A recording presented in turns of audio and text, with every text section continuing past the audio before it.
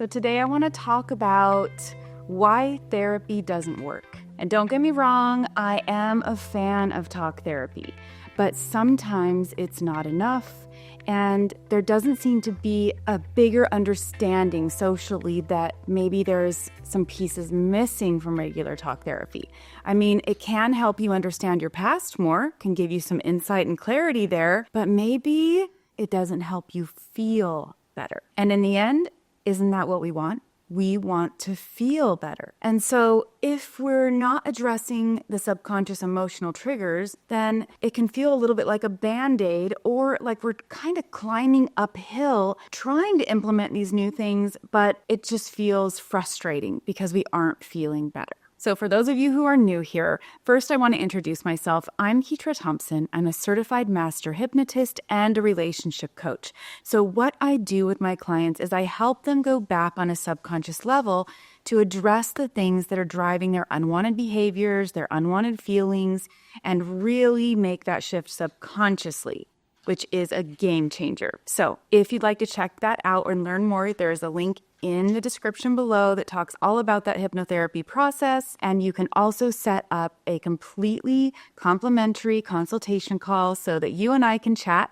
I can ask you some questions and I can give you my best recommendations after helping you get a lot more clarity. So you can set that up there as well. So let's talk about really the things that therapy is good at, because it seems to be the only option presented to people. Oh, he needs to go to therapy. She needs to go to therapy. And why I see that, I don't know that men specifically respond as well to that type of modality, even though in the short term it can be very helpful. So first of all, therapy allows you to dig into your past.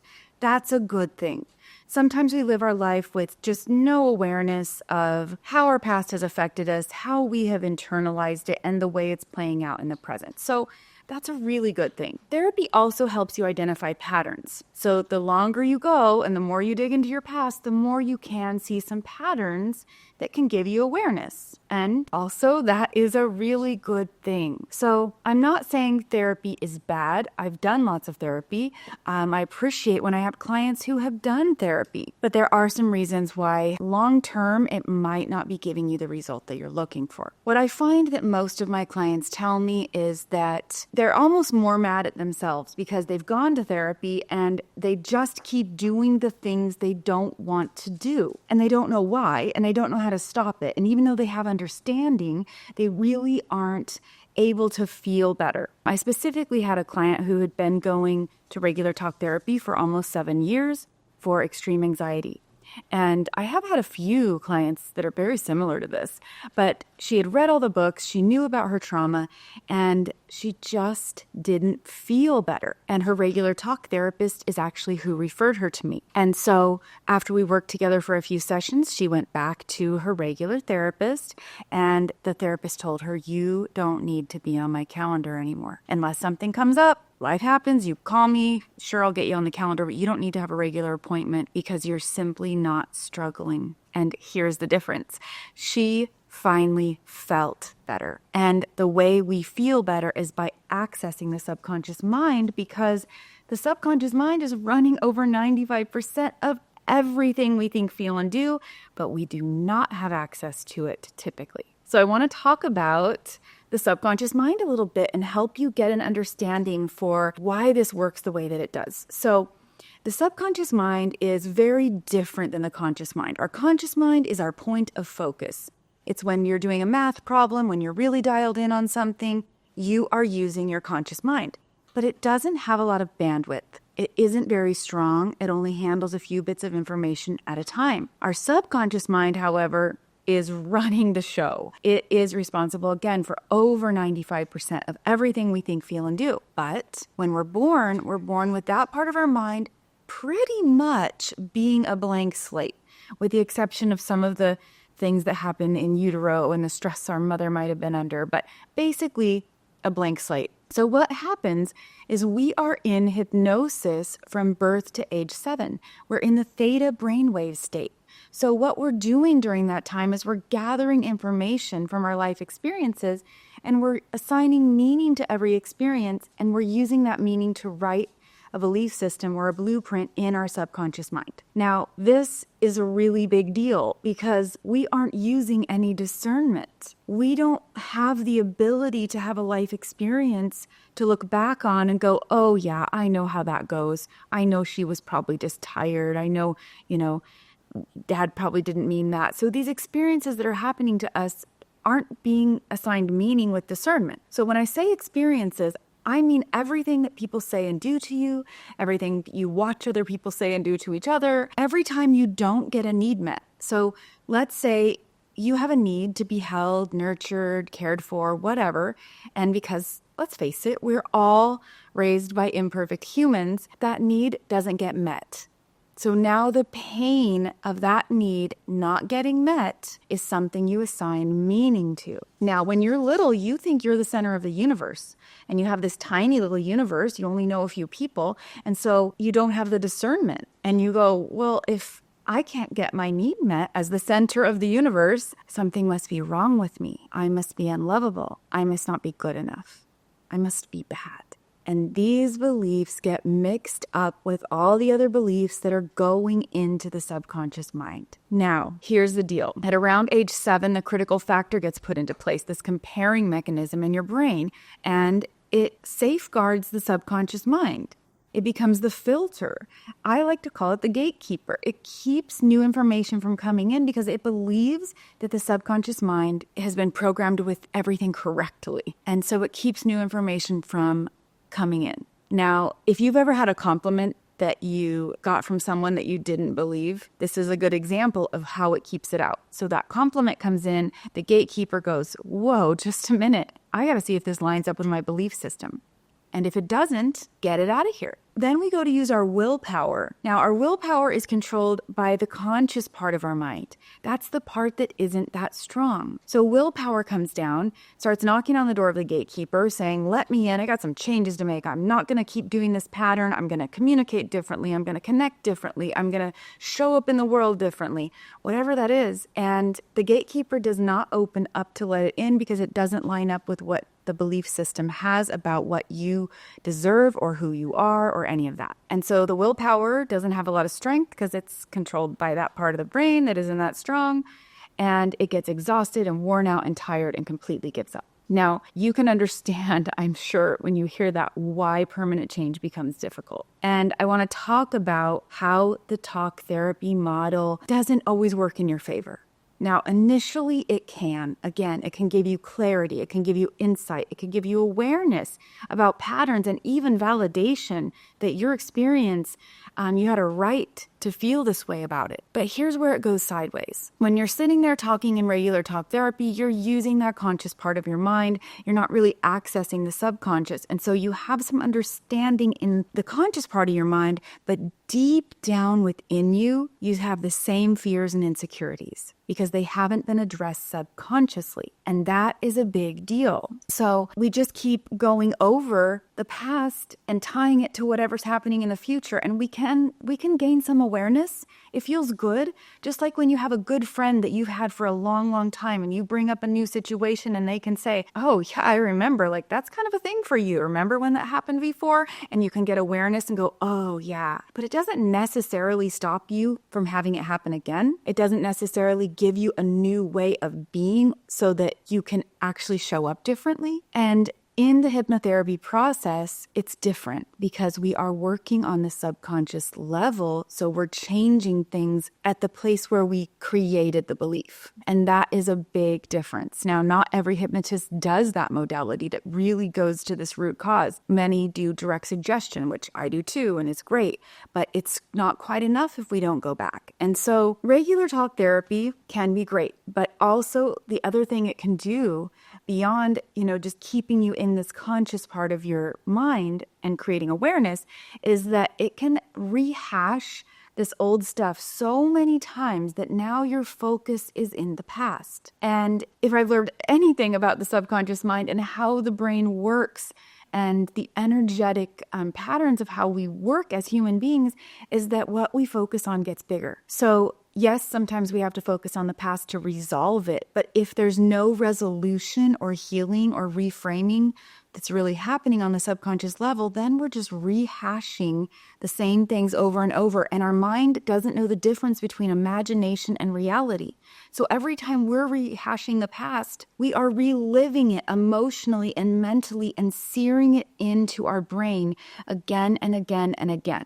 That's miserable. That robs us of our present moment. It robs us of being in our life in the way that we want to show up, in our relationships, in our connections, in our work life, all of it, in our success, in our finances, because we are repeating patterns that have been ingrained in us for so long that some of them we're doing consciously in the talk therapy process. We're saying it, we're talking about it, we're rehashing it. Some of it we're not even aware of because it's a record that's playing in our brain from the time that we were so young that programming has just become a part of us, and it seems normal that we have this negative self-talk and these fears and this lack of confidence. Now, the other thing you need to realize is that our brain is wired with a confirmation bias, which means it is constantly looking for evidence to prove what's in that subconscious blueprint to be true. And because now we know that everything that's in there is not true and not accurate, that's a problem. Because we have been spending our life trying to prove that all of that stuff is true and cementing it in more and more. And the more we spend time talking about the past and rehashing it endlessly, we are re-cementing some of this stuff, and that's not a good thing. So one thing that I do teach my clients, and I also think good talk therapists do as well, is we get taught good communication skills and we get taught, boundaries and how to implement those, and that's all really good stuff. But it's not so great if we haven't dealt with the underlying trigger. Now, that trigger, that emotional trigger, is usually part of the subconscious programming. And so if we're having a conversation and we're communicating, and I get emotionally triggered, that feels defensive, hurt, upset, but I just keep communicating, now I'm not communicating in a really productive way. Now I'm communicating from defensiveness, reactivity, assumption, self-protection. And so even though we're still talking, communication isn't happening. And that is why dealing with the subconscious trigger is so important, because people get taught these communication skills, they get taught how to use boundaries, and they cannot implement them properly because the emotional trigger gets in the way of them or their partner. And it's this frustrating cycle where they're like, I'm using my tools, I'm using what I've been taught. Why isn't this working? And it's because you haven't addressed it subconsciously. The subconscious mind is like a freight train. It doesn't stop. You can't stop a freight train easily. I mean, even a house won't stop a freight train. It might slow down a bit, but it's going to keep going. And so you're fighting against that kind of momentum with willpower, which is controlled by the conscious part of your mind that doesn't have a lot of power. And so these tools that you learn simply can't be implemented productively in a good way because you haven't dealt with the underlying trigger. And that is the key. That's why endless talk therapy doesn't always help you feel better, because you aren't getting into the subconscious programming that's driving the reactive behavior. And I wanted to do this video because of something a client told me this week. And I love working with men because I think men have this mentality, whether they realize it or not, that is very goal-oriented. They are focused, they're driven, they want results. They don't want to sit in talk therapy and rehash the same thing over and over and over, forever, endlessly. And sometimes guys will be doing this for 5, 7, 10 years, and they still don't feel any better, and they're not seeing a change in their real life. So with the hypnotherapy process, it's rapid, it's powerful. They can reach their goals and complete this challenge and move forward and get what they want in a very condensed short period of time. So I think they love it for that reason. But I had this guy who was finishing up his last session, and he told me his goal, the thing he came in for, was to stop being people-pleasing and stop being emotionally reactive. His ex-wife really knows how to push his buttons. And he came in and said, this week she did it again. She knows how to push all my buttons, but couldn't believe it because I just didn't care. I didn't care at all. I answered her questions clearly, concisely, briefly, didn't go down any rabbit trails, didn't feel emotionally triggered, didn't feel the need to fight back or defend myself or anything, just absolutely implemented the boundaries I wanted to use without it being a struggle, which is a huge deal. And I love, love, love when my clients tell me stories like that. The other thing he told me, which was so cool, was that he had stopped drinking about 6 months before he started working with me. And that was not a focus of our work together. We didn't address it. Sometimes clients have very specific things they want to address like that. This wasn't one of the things we worked on. But he said, yeah, I thought, I did it because I stopped. I accomplished it, because the problem was I was still thinking about drinking every single day. I wasn't doing it, but I wanted to. I desperately wanted to. And it was because he wasn't aware how to deal with his feelings and he didn't have the capacity for them. So after working together on his last session this week, he said, I no longer want to drink. I wasn't doing it, but now I don't want to. I don't care. I don't feel that drive, that need, that desire to numb out, because I feel good. I feel confident. And I feel good within myself. And after he's been married a few times, he said, I always felt like I couldn't be alone. And now I feel fine. Like I feel good being alone.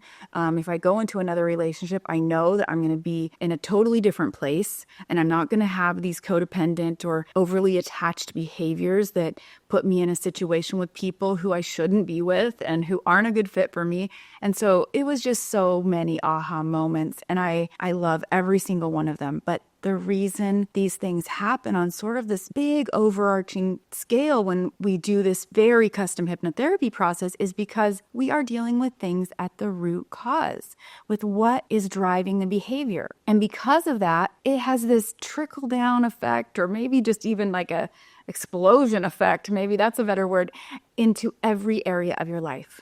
Into your confidence, into your self-worth, into your ability to stay calm and regulated, to communicate effectively, because you're not tripping over your emotional triggers and your insecurities and fears are not blown out of proportion anymore. You have reframed those belief systems from the false information they once had to something that is real and healthy and functional. And so, of course, I'm partial, but it is an incredible program. So I can give you all the tips to, do this or do that. But in reality, I think the subconscious work is really at the heart of the healing process. And I know from my own experience that is the thing that was a catalyst for me.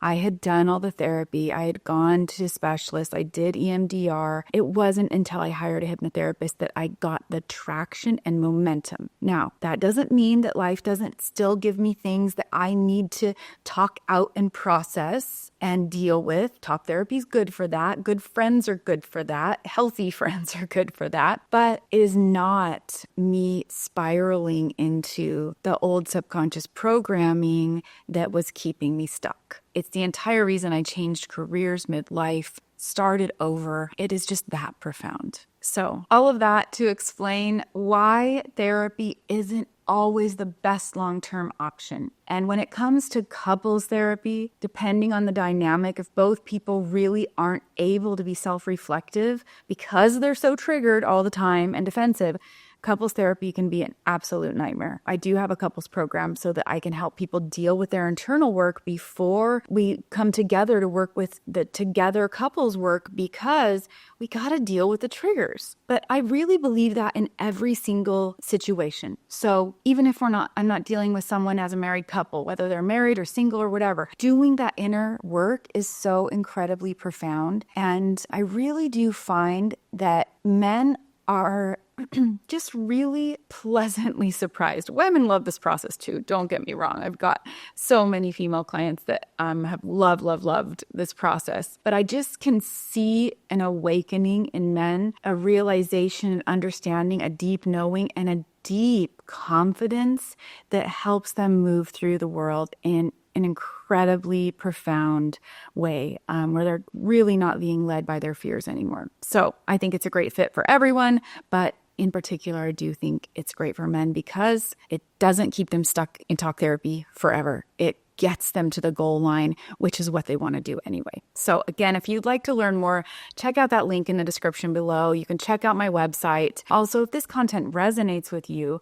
I really appreciate it when people will click like and subscribe so they can be notified every time I post a new video. And I do have programs. I work on Zoom with people from all over the country and Canada. I'm open to working with people from around the world as well. I have in-person offices in Washington State in 2 different locations, and I would love to chat with you and just help you get some clarity and really see if we're a good fit to work together if that's something you're interested in. So check it out, and until next time, I hope you curate a life by your own design.